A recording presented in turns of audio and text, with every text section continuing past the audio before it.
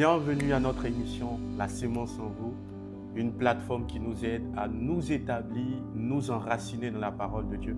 Nous prenons le temps d'aller en profondeur, à faire en sorte que la parole de Dieu puisse dominer notre vie, puisse dominer notre existence.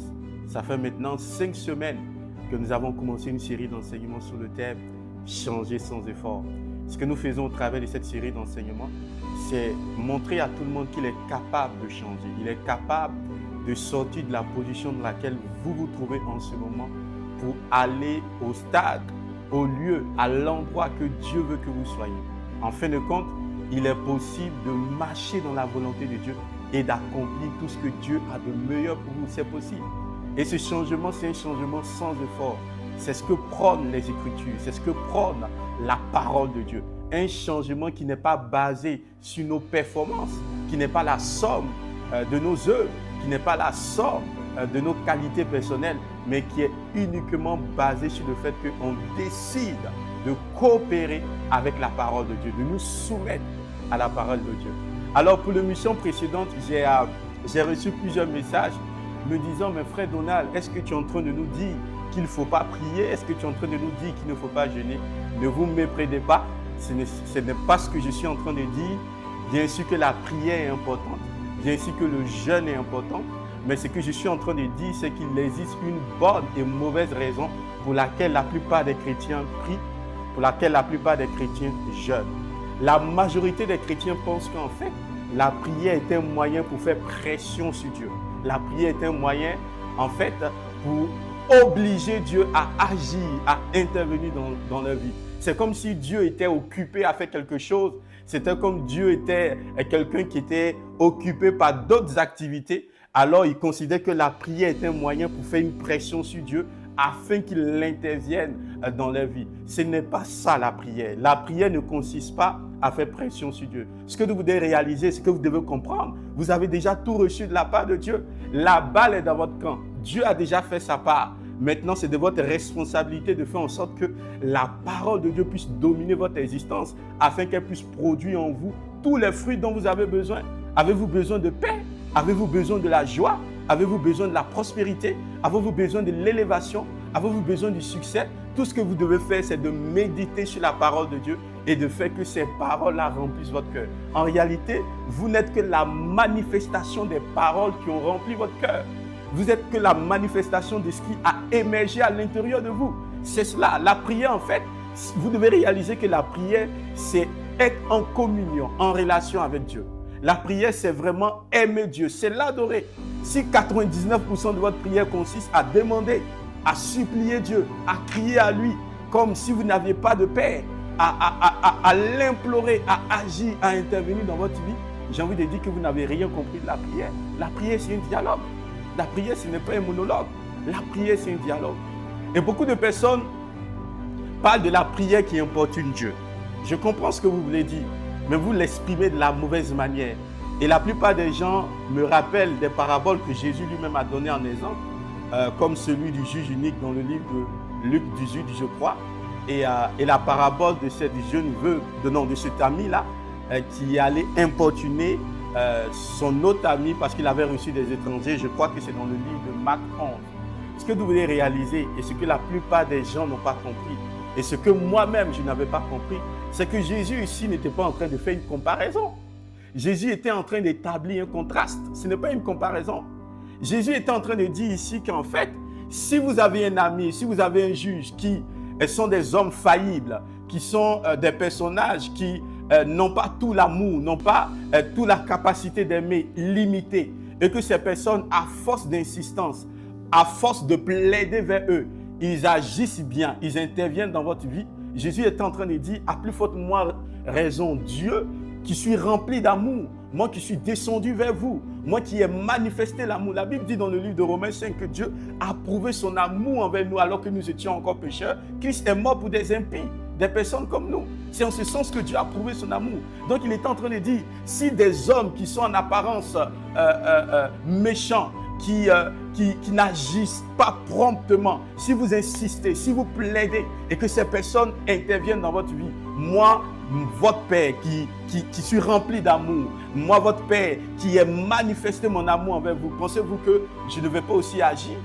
Et si vous lisez bien dans ce passage de Luc 18, il est dit, est-ce que votre Père n'agira pas en votre faveur de manière rapide? Sinon, le mot même qui est employé, c'est promptement. Est-ce que votre Père n'agira pas promptement envers vous? Jésus était en train d'établir un contraste. Et en réalité, vous savez quoi? Si vous avez un ami et que si vous êtes en face d'une situation et que vous avez besoin de son aide, de son soutien, et que vous avez besoin qu'il intervienne dans votre vie, et qu'à n'importe quelle heure de la nuit, vous allez frapper à sa porte, et qu'il n'est pas capable de vous ouvrir, et qu'il vous dise qu'il est couché avec ses enfants, sa famille, et que vous le dérangez, en réalité, ce n'est pas votre ami. Ce n'est pas un véritable ami. Ce n'est pas ce que moi j'appelle la définition d'un ami. Et Dieu est plus que notre ami. Dieu est notre Père. Et donc, Dieu n'est pas comme ce juge unique. Dieu n'est pas comme cet ami qui tard dans la nuit refuse de se réveiller. Non, la Bible dit qu'il agit promptement envers nous. Encore une fois, pour avoir une belle perspective de ce que c'est que la prière, retournez dans le jardin d'Éden. Retournez dans le jardin d'Éden. La Bible dit que Dieu descendait dans la douce fraîcheur de sa présence chaque soir et il échangeait avec l'homme. Adam n'a jamais prié pour avoir à manger. Adam n'a jamais prié pour avoir un enfant. Adam n'a jamais prié pour avoir une bénédiction quelconque. Mais la Bible dit que chaque soir, Dieu descendait dans la douce fraîcheur de sa présence. Il échangeait, il communiait avec lui. À votre avis, de quoi est-ce que Adam, Ève et Dieu parlaient? Ils échangeaient au sujet de quoi, à votre avis? La prière, ça consiste à être en relation avec Dieu. C'est l'aimer, c'est l'adorer, c'est le questionner pour ce qu'il est, pour sa volonté dans votre vie. C'est ça la prière. Moi, personnellement, je prends la majorité de mon temps à adorer Dieu, à l'aimer, à lui dire que je l'aime, à contempler sa présence. Et je peux voir dans chaque manifestation de la vie humaine la bonté et la fidélité de Dieu. Je peux contempler les arbres, je peux contempler la nature, les océans, les rivières. Et je loue Dieu pour sa grandeur. C'est ça la prière. Est-ce que vous savez que le Notre Père est une prière que Jésus a faite avant qu'il soit crucifié? Je sais que vous êtes choqués de m'entendre dire cela. Qu'est-ce qu'il est en train de dire? Le Notre Père, on ne doit plus le dire. Le Notre Père est un modèle de prière que Jésus a enseigné à ses disciples. Mais est-ce que vous savez que cela, c'était avant sa mort à la croix? Dans cette prière, Jésus a dit, ne nous soumets pas à la tentation. Mais je vous garantis que Dieu ne vous soumet pas à la tentation. Et Jacques l'a bien dit. Il dit que personne ne dise, lorsqu'il est tenté, c'est Dieu qui me tente. Lorsque vous lisez les Écritures, mettez toujours cela dans la perspective de la nouvelle alliance. La Bible dit dans le livre d'Hébreux que nous avons une meilleure alliance basée sur de meilleures promesses. Et je crois que c'est dans le livre d'Hébreux 8, verset 6. Nous avons une meilleure alliance basée sur de meilleures promesses. Lorsque Jésus faisait cette prière, ne nous soumet pas à la tentation, c'est dans la perspective du fait qu'il allait aller au poteau de la croix. Jésus a prié, rappelez-vous, il a prié dans le jardin de Gethsémane. Il a dit au Père, s'il était possible que je ne boive pas cette coupe. Et il y a un passage dans le livre d'Hébreux, je ne me rappelle plus, la Bible dit que c'est avec cri de lamentation que Christ a prié, il a crié au Père. Et ça, c'était une tentation que le Père lui a donné de boire dans la perspective que toi et moi, nous soyons sauvés. Amen. Amen, c'est ça la prière. La prière, c'est entrer en intimité. Ce n'est pas l'objectif de cette série d'enseignements. Et je crois que le Seigneur moi-même est en train de me parler. Et si Dieu fait grâce, la prochaine série d'enseignements sera sur la prière. Comment prier? Une meilleure manière de prier. Il existe une meilleure manière de prier. Et la plupart des gens prient selon le modèle de l'Ancien Testament, selon le modèle de l'Ancienne Alliance. Ils ne réalisent pas que Dieu a déjà tout accompli dans leur vie. Et réalisez, quand vous lisez le livre de Matthieu 6, je crois, le Seigneur dit que de rechercher le royaume de Dieu et sa justice, il dit ne vous inquiétez pas de ce que vous allez manger, de ce que vous allez boire, que ce sont les païens qui demandent ce genre de choses. Donc, est-ce que vous réalisez que quand vous priez le Seigneur pour la nourriture, pour le vêtement, pour une voiture, vous priez comme un païen? Vous priez de manière hypocrite. Vous êtes choqués de m'entendre dire cela, mais c'est ce que dit les Écritures. Il dit que ce sont les païens qui s'intéressent à ce genre de choses, que votre Père qui est dans les cieux sait de quoi vous avez besoin. David avait une perspective de la nouvelle alliance. David a prié, et je crois dans le psaume 134, il dit, la parole n'est même pas encore sur le bout de mes lèvres, que tu la connais déjà. Dieu connaît vos sentiments, il connaît vos émotions. Vous devez l'adorer, le célébrer pour qui il est. Et rappelez-vous dans le livre de Philippiens 4, lorsque le Seigneur nous a demandé de lui adresser nos besoins, pas des supplications. Mais la plupart des gens oublient la suite du verset. Il dit avec action de grâce. Avec action de grâce. Qu'est-ce que cela voudrait dire? Cela voudrait dire que si votre compte est vide en ce moment, si vous avez des difficultés à payer vos loyers, si vous êtes malade, si le médecin a dit que vous allez mourir, peu importe les situations auxquelles vous êtes confrontés, plutôt que d'aller dans la présence de Dieu, de dire Seigneur, je t'en supplie, interviens dans ma vie, je vais mourir, ça ne va pas, Seigneur, agis, je suis foutu. Non, la Bible dit de le faire avec action de grâce. Père, je te loue de ce que par tes maîtrises je suis guéri. Le médecin m'a dit que je vais mourir dans 2 mois, mais je te suis reconnaissant parce qu'à la croix, tu as pris ma maladie. Et je te loue de la guérison qui est dans mon corps. Même si je ne la vois pas physiquement, je sais que dans le spirituel, tu m'as déjà guéri. Et je te loue. Voici comment on adresse des besoins avec action de grâce. Vous reconnaissez que vous l'avez déjà.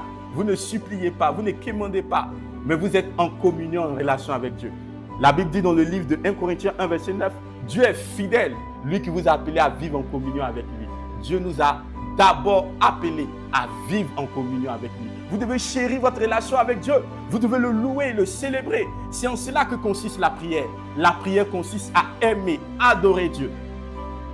Et une prière n'est basée que sur la connaissance de la parole de Dieu. Dieu n'agrée pas vos pleurs. Dieu n'agrée pas vos émotions. Dieu n'agrée pas vos sentiments. Ce qu'il agrée, c'est sa parole. Si le soupir de votre cœur est en relation avec ce que dit la parole, Dieu s'engage à vos côtés pour intervenir. Mais si elle est la somme de vos ressentiments, si elle est la somme de vos pleurs, de votre dépression, ce que Dieu agrée, c'est sa parole. Et il y a tellement de choses dans les Écritures qui nous disent à quel point Dieu est engagé avec nous. Amen. J'ai vraiment dévié de notre série d'enseignements, mais je crois que c'était important que j'insiste. Il existe une bonne manière de prier et de gêner. Amen. Je vous donne rendez-vous à notre prochaine émission, La sémence en vous, où nous entrons en profondeur dans la parole de Dieu. Demeurez bénis.